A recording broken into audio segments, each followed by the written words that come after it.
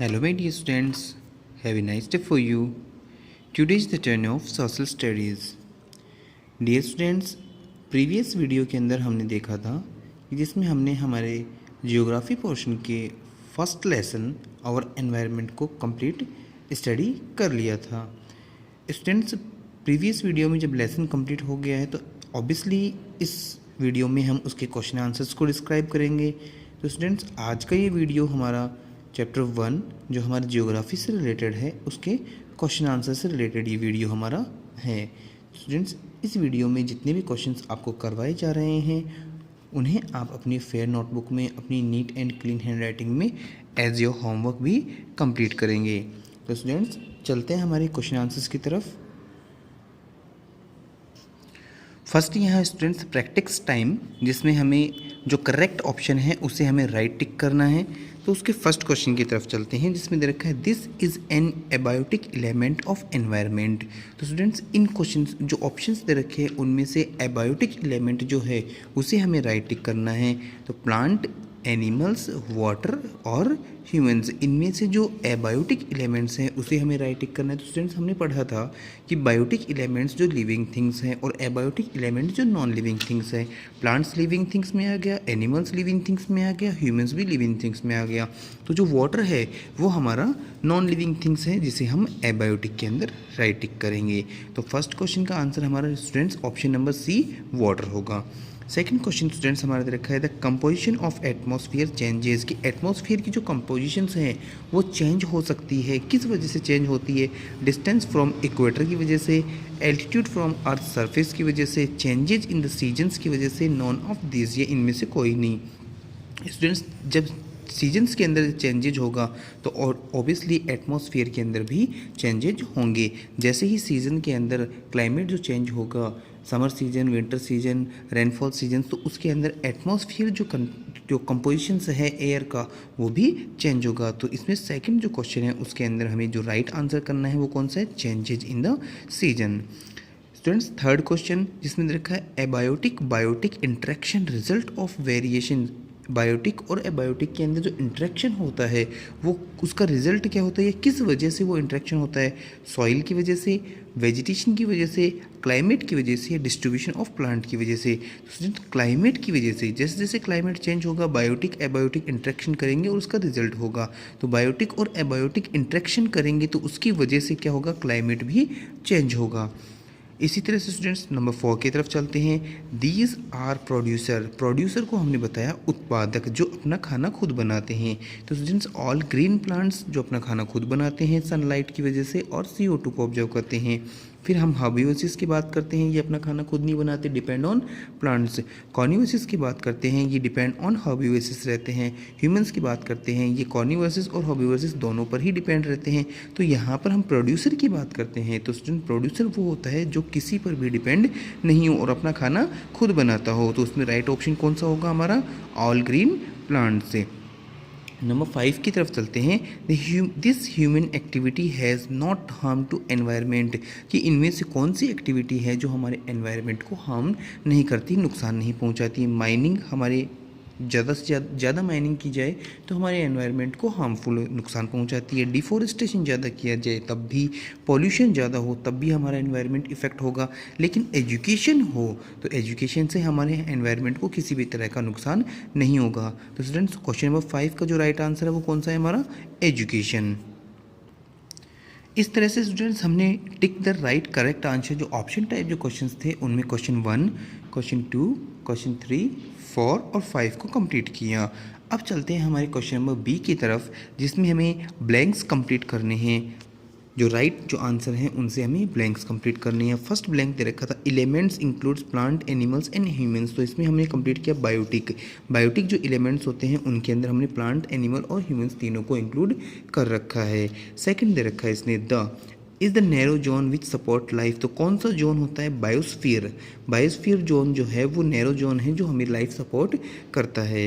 Number 3 की बात करते हैं हम, changes influence the biotic element, की कौन है जो बायोटिक एलिमेंट चेंजेस करते हैं? इकोसिस्टम की हम बात करते हैं। इकोसिस्टम चेंजेस इन्फ्लुएंस, इकोसिस्टम में जो चेंज होगा उसका इन्फ्लुएंस, उसका प्रभाव पड़ेगा बायोटिक एलिमेंट्स के ऊपर भी। फिर हम बात करते हैं consumer. Consumer can be classified as herbivores and carnivores. Obviously students हमने पहले देखा प्रोड्यूसर को हम किसी भी तरह से क्लासिफाइड नहीं कर सकते, यहाँ कंज्यूमर को हम क्लासिफाइड कर सकते हैं, वो हॉबी वर्सेस हो गया या carnivores. At the last human have impact on environment greatly. Obviously human इंसान जो है हैव इम्पैक्टेड प्रभावित होगा इन्वायरमेंट के इन्वायरमेंट में जैसे जैसे चेंजेज होगी ह्यूमन एक्टिविटीज़ भी प्रभावित होगी, और ह्यूमन एक्टिविटीज़ जैसे जैसे बदलेगी वैसे वैसे एनवायरमेंट भी चेंज होगा, इफेक्टिव होगा। तो यहाँ स्टूडेंट्स हमने fill in the blank complete किए, जिसमें हमने क्वेश्चन नंबर 1, 2, 3, 4 और 5 को कंटिन्यूसली कंप्लीट किया। नेक्स्ट क्वेश्चन हमारा जो सी है उसकी तरफ भी हम चलते हैं। State whether the statement true और फॉल्स। हमें यहाँ पर ट्रू और फॉल्स के स्टेटमेंट को कंप्लीट करना है। जैसे फर्स्ट सेंटेंस में the natural environment is composed only for living things, कि जो नेचुरल एनवायरनमेंट है क्या उसके अंदर सिर्फ लिविंग थिंग्स ही शामिल है। देखो natural environment, man made environment, उसके अंदर लिविंग थिंग्स ही शामिल नहीं है, उसमें non living things, biotic, abiotic, ये सारे कंपोनेंट शामिल होंगे। तो इसके अंदर हमने फिल किया फॉल्स। सेकंड रखा है hydrosphere has various landforms. Hydrosphere जो है उसके अंदर अलग अलग तरह की लैंडफॉर्म्स होती हैं।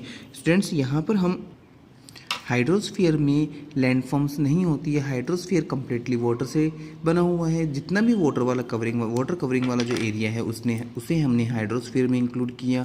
लैंडफॉर्म्स की जब हम बात करते हैं तो लैंडफॉर्म स्टूडेंट्स लिथोस्फीयर में होती है, हाइड्रोस्फीयर में लैंडफॉर्म्स नहीं बताई गई है। तो यहाँ पर अब ये जो स्टेट है, जो सेंटेंस दे रखा है the hydrosphere has various landforms, तो इसके अंदर भी हमने क्या फिल्स या फॉल्स, जो स्टेटमेंट जो है हमारा वो कैसा है, फॉल्स है, गलत है। नंबर 3 की बात करते हैं। Both biotic and abiotic elements are dynamic in nature.